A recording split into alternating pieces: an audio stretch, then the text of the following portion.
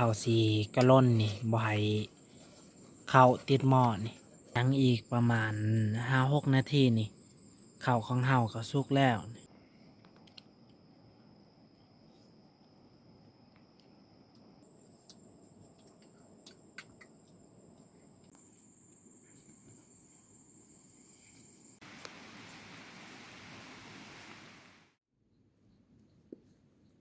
กราบทักทายสบายดีแล้วก็สวัสดีเบิดทุกคนยินดีต้อนรับเข้าสู่ซองบ่ด้วงสำหรับมื้อนี้ข้อยกับน้องดาวันก็สิเข้าไปเบิ่งไร่ซึ่งเมื่อวานนี้นี่มีคนเห็นลิงนี่อยู่ใกล้ไร่ของเฮานี่แต่ว่ามื้อนี้เฮาสองคนก็สิเข้าไปเบิ่งไร่นี่ย้านมันได้ทำลายเขาของเฮามีแต่ให้ทุกคนนี่สามารถติดตามชมคลิปยาวๆกันเลย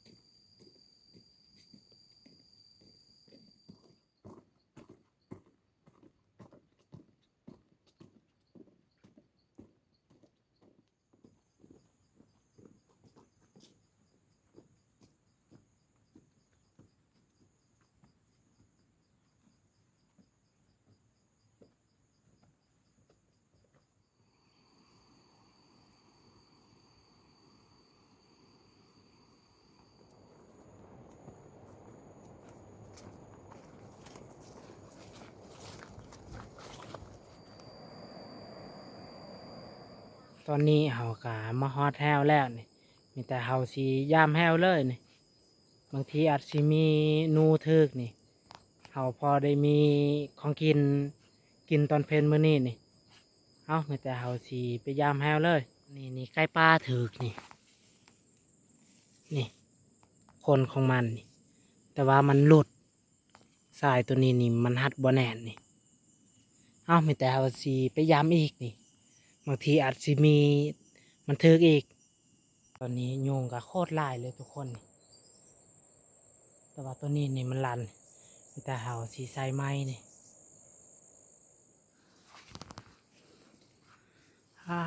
มีก็เล่นนี่เถิกนี่แต่ว่ามันอยากเน่าแหละนี่มันเน่าแล้วนี่แต่เฮาสีบ่เอานี่เฮาสีเอาออกทิ่มนี่แต่ว่ามันเน่าแห้งนี่เฮากินบ่ได้แล้วตัวนี้นี่นกเถิกนี่แต่เฮาสีเอาออกแต่ว่ามีตัวตอนนี่มากินนี่แต่เฮาสีเอาตัวนี้ออกเลยตัวนี้นี่บ่ทันเน่าแต่ว่ามีต้อนี่มากินนี่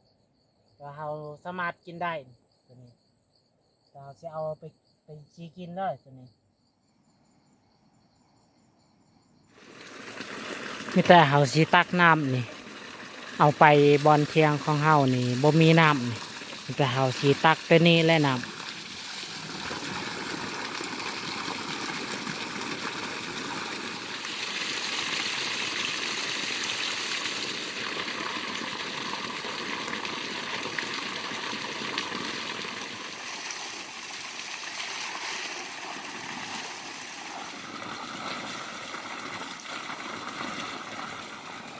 มีแต่เฮาสิถือแบบนี้แหละตุกน้ำนี่ถือไปแบบนี้แหละ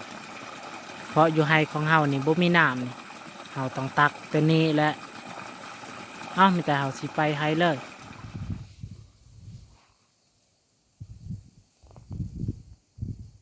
ตอนนี้เฮาก็มาฮอดเทียงไห้แล้วนี่มีแต่เฮาสิปะตุกน้ำอยู่นี่แหละแล้วหันเฮาจึงเลาะเบิ่งนี่ตามแคมไห้ของเฮานี่บางทีอาจสิมีจำพวกลิงมาทำร้ายเขาของเฮานี่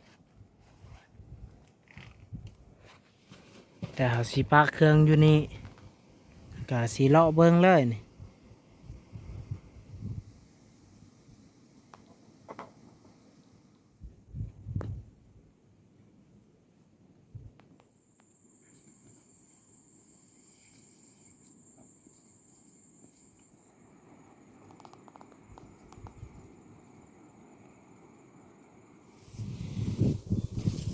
นี่แหละ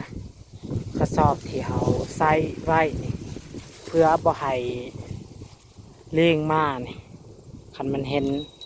กระสอบไปสร้างนี่เสียงกระดิ่งเวลาลมพัดนี่มันจะดังนี่แถวแคมป์ให้มีแต่เขาสีใส่เสื้อใส่ย่างนี่เฮ็ดให้มันย่านนี่มันคิดค้นนี่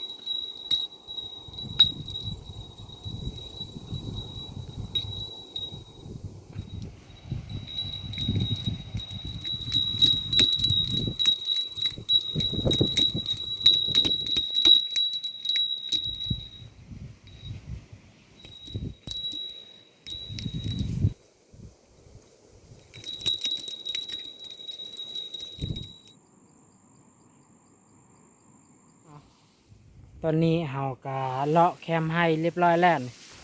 มีแต่เฮาสิเมื่อเฮ็ดกินเมื่อหุงข้าวนี่แหละนี่ฟืนที่เฮาเกี่ยมไว้นี่มีแต่เฮาสิเมื่อหุงข้าวเฮ็ดกินเลย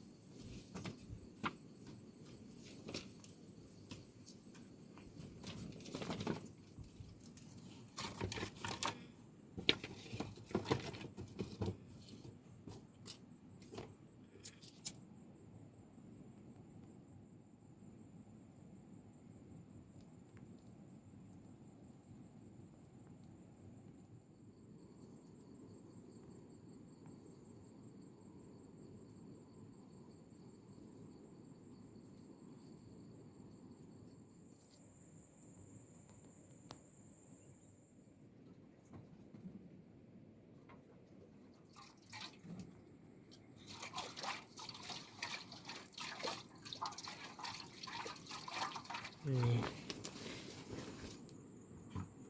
มีแต่มักแตง2 หน่วยนี่แหละเฮาแกงเฮ็ดของกินนี่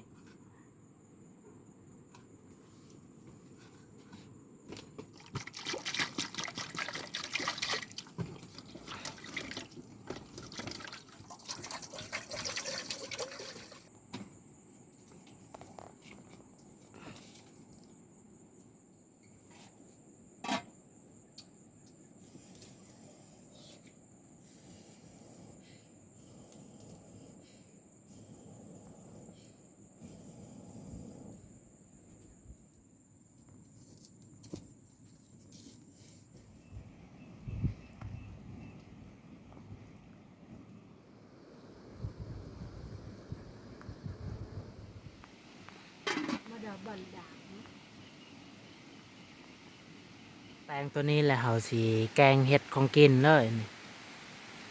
ให้เมียเป็นคนเฮ็ดนี่เฮาเฮ็ดบ่ค่อยแซ่บปานใดนี่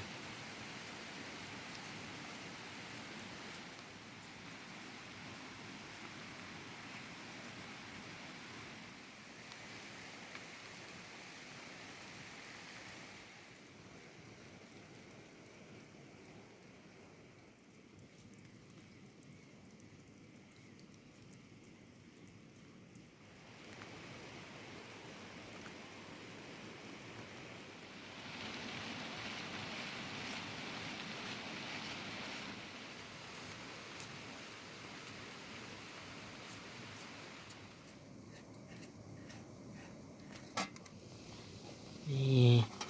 น้ำก็ฟดแล้วนี่มีแต่เฮาสิใส่มักแตงเลย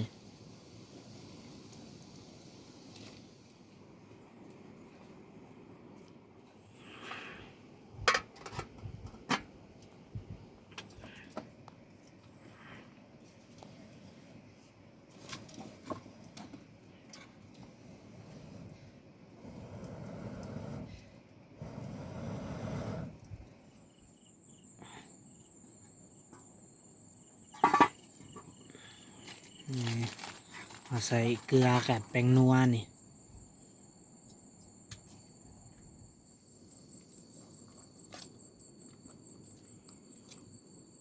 แล้วก็เฮาสิใส่มักเผ็ดเลยนี่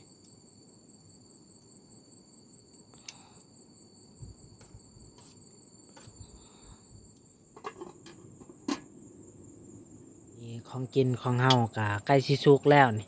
แต่เฮาสิเอาผักหอมจีนนี่แหละใส่เครื่องหอมนี่มีบ่หลายนี่มีแต่ผักหอมตัวนี้แหละมี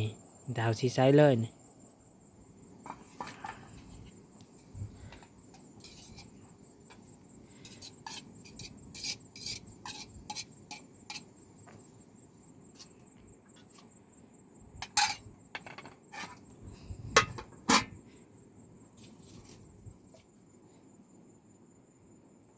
นี่มีแต่เฮาสิเกียมหุงข้าวอีกนี่ของกินนี่เฮาสิตักใส่ถ้วยนี่ตักปะนี่แต่ว่าหม้อนี้มีแต่อันเดียวนี่เฮาสิหุงข้าวอยู่หม้อตัวนี้แหละนี่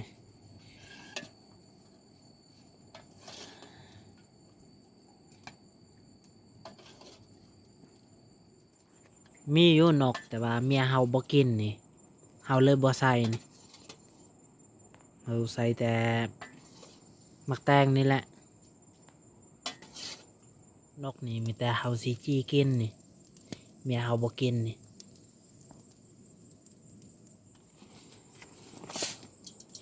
มีแต่เฮาสิล้างข้าวก่อนหลังจากที่เฮาล้างแล้วนี่เฮาจึงค่อยเอามาหุงนี่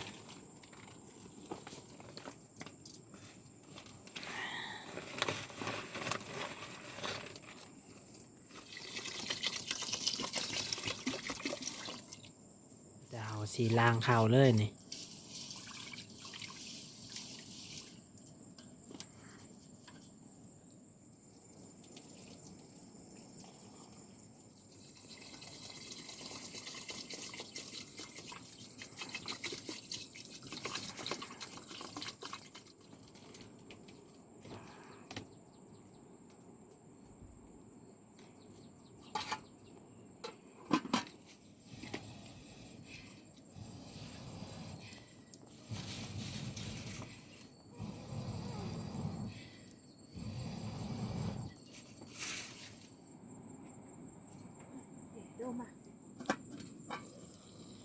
อืม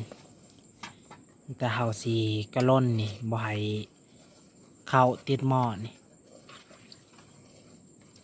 แล้วก็บ่ให้มันไหม้อีก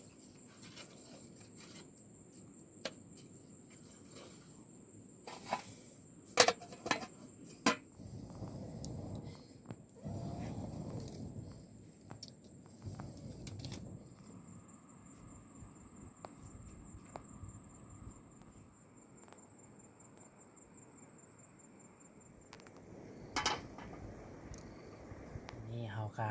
ท่าข้าวให้มันสุกนี่ใกล้สิสุกแล้วข้าวของเฮานี่นี่ยังอีกประมาณ5-6 นาทีนี่ข้าวของเฮาก็สุกแล้วนี่เอาตอนนี้ก็สุกแล้วนี่แต่เฮาสิโป่งเลยนี่นี่ข้าวของเฮาก็สุกเรียบร้อยแล้ว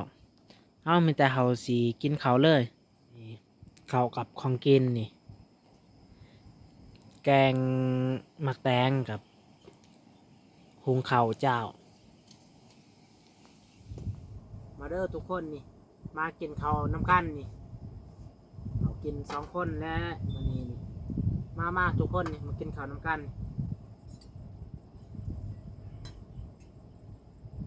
นี่ปิ้งนกนี่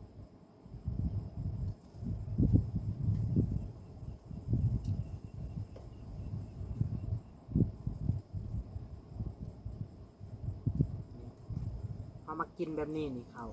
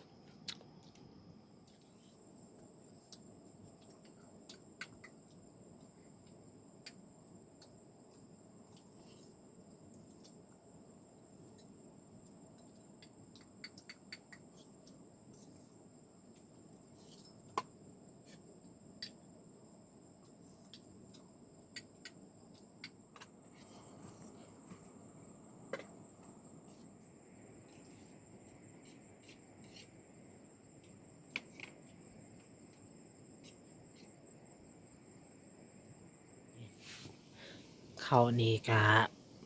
ยังบ่หลายนี่เบิดจักหน่อยเมียเฮากินนี่ของกินกะเบิดพอดีนี่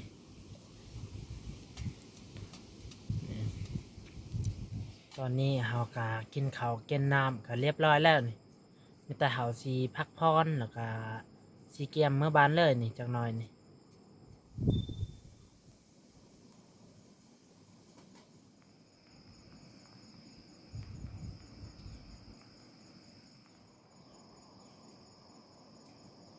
เอา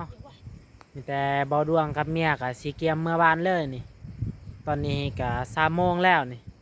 แต่เฮาสิกลับเมื่อบ้านเลยนี่แต่สำหรับคลิปนี้นี่น่าจะจบเพียงเท่านี้นี่ถ้าผู้ใดมักคลิปของเฮาก็อย่าลืมกดไลค์และกดติดตามเพื่อเป็นกำลังใจในการเฮ็ดคลิปต่อไปแล้วก็ขอขอบใจนี่ทุกคนที่เข้ามารับมาชมคลิปของเฮาแต่ต้นจนจบ